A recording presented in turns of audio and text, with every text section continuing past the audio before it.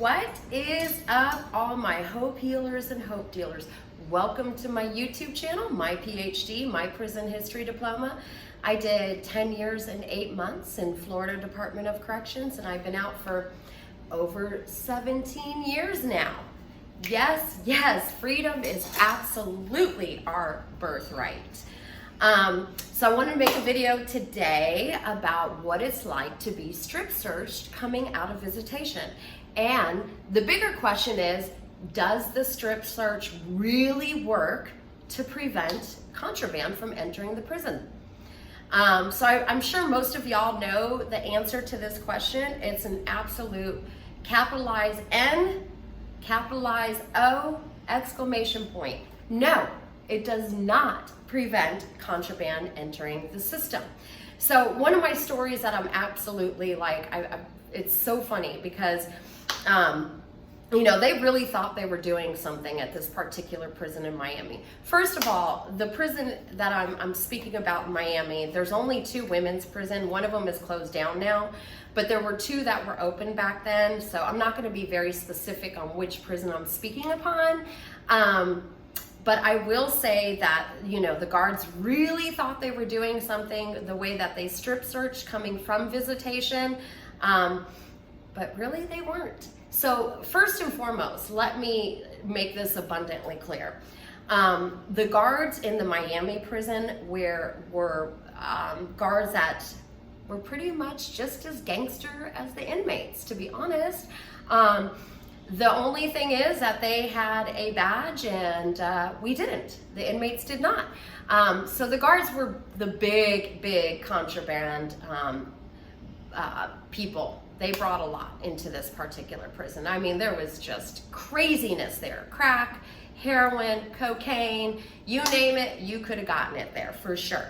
And that was not by the hands of the inmates getting it in through visitation, just so y'all know. I know for a fact because I knew most of the contraband coming in, and I know for a fact that the people, like, we always exchange stories how we're getting XYZ in. The crack people, I communicated with them, not on a level of purchasing any of that, but just on a level of like, dog, how you getting this? And, we would exchange stories. I knew for a fact that there were particular guards that were bringing it in, the really heavy stuff in, and those of us that were bringing in the green, the weed, we were, doing it through visitation. But, yeah. So in this particular prison, now I told you all 3 ways that we got in weed, and one of them was through visitation. So this one particular place, so it had a long hallway to get to visitation. And through that long hallway to get to visitation, there was a door like in the middle. And I remember one day I was going to visitation and I was like, let me see if this door opens to anything.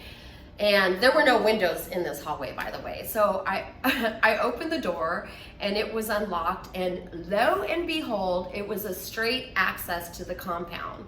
So the door was right, like maybe 5 to 10 feet away from the control room.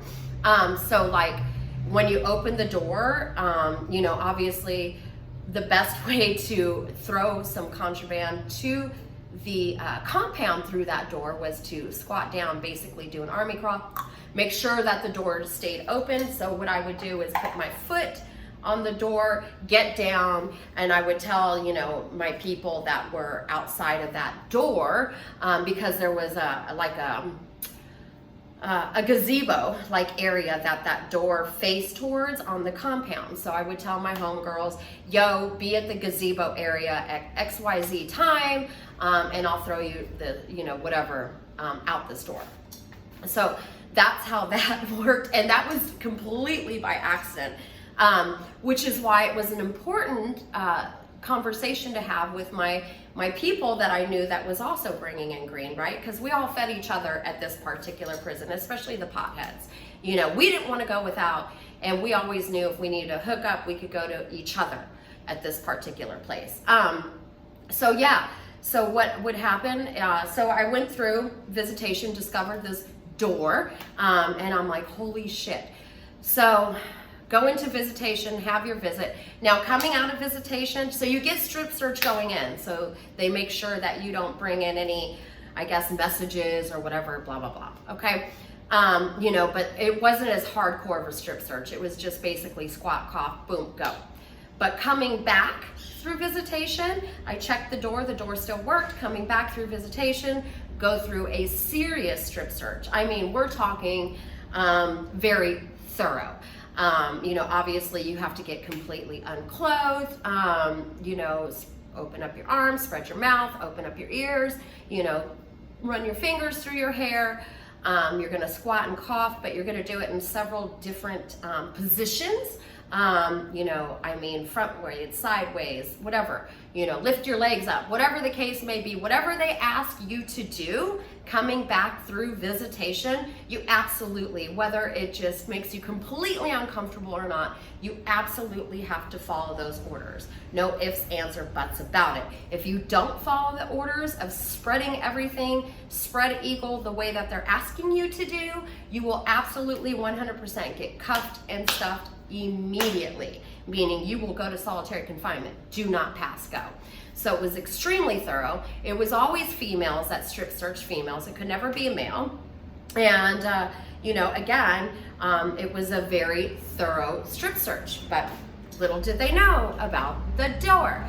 So during that visitation, when I discovered the door, I told my visitor, hey, next time you come visit me, which was gonna be the next weekend, I owed somebody a pair of sunglasses that I lost, and it was a big, tall girl. So I told her, hey, I'm gonna get you the shades. I can't do it on the phone, but I'll tell homeboy to bring it, you know, next visitation. So I had to get a pair of sunglasses in the next visitation, you know, an OZ of green, and, you know, I knew that that door was my only option.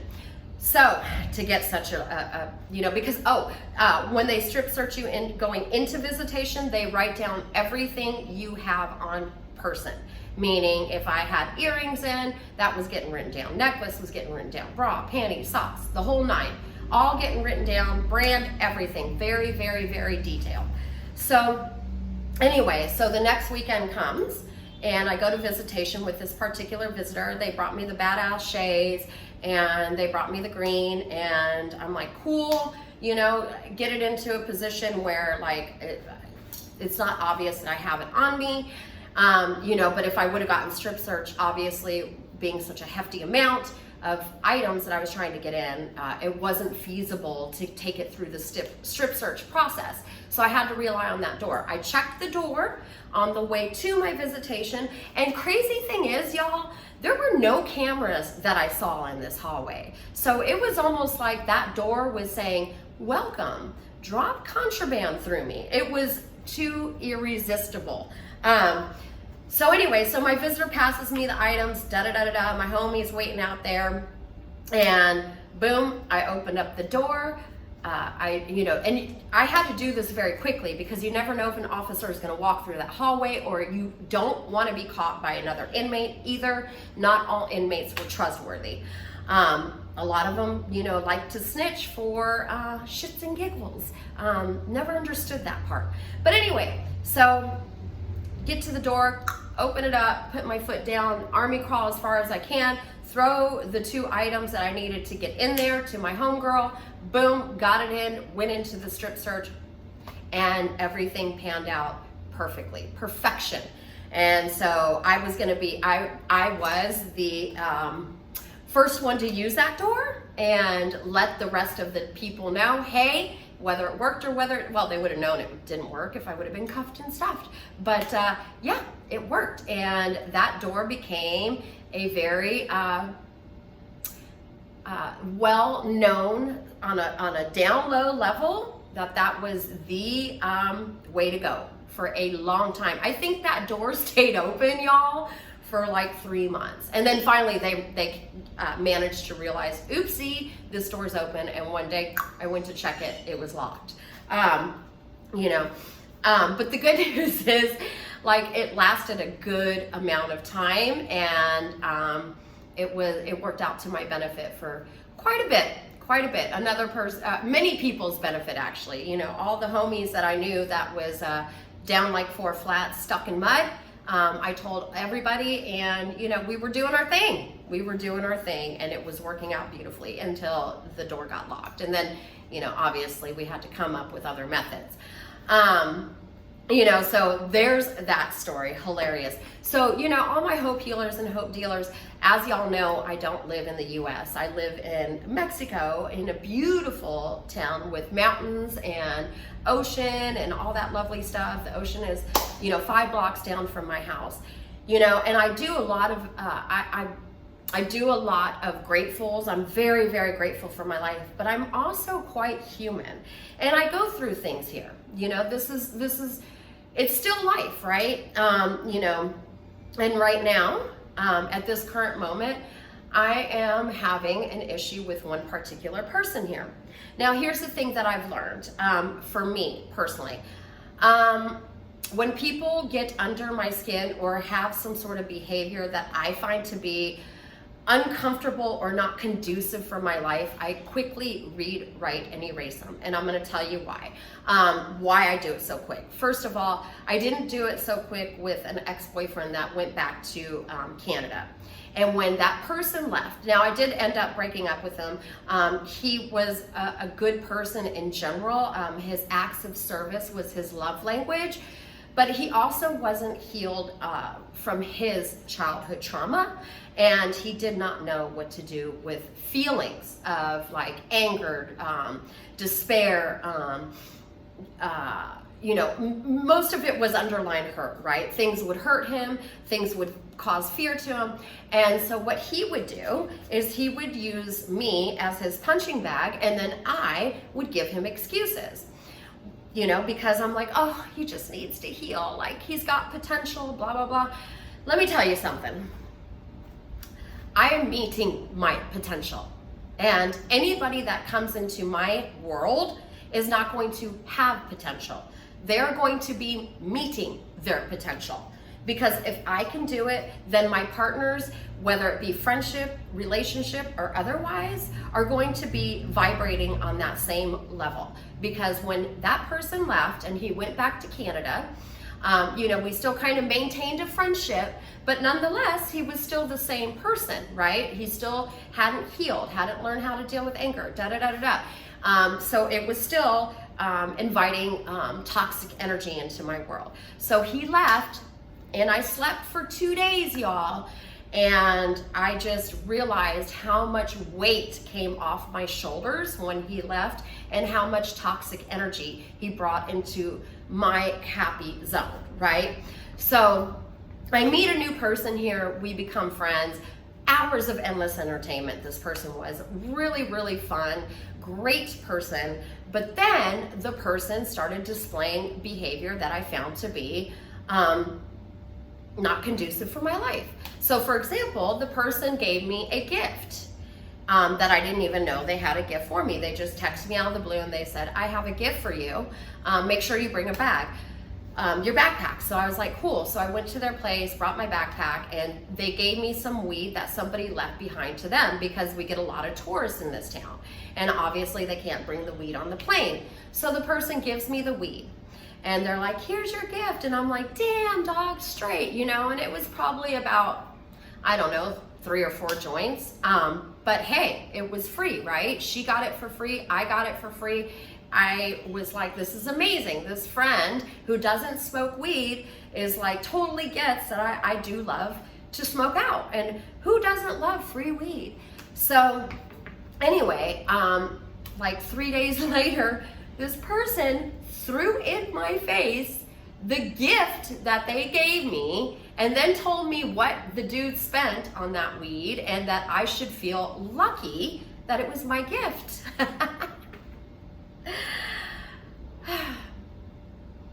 So yes, I read, wrote, and erased that person. I don't believe in giving gifts and then using it as a strategic verbal maneuver a few days later. I think it's ridiculous, and it doesn't match my vibrations. When I do things for people out of the kindness of my heart and I call it a gift, it is just that. It's a gift, and I even forget that I gave something to somebody. Like, I literally forget. I don't expect anything in return.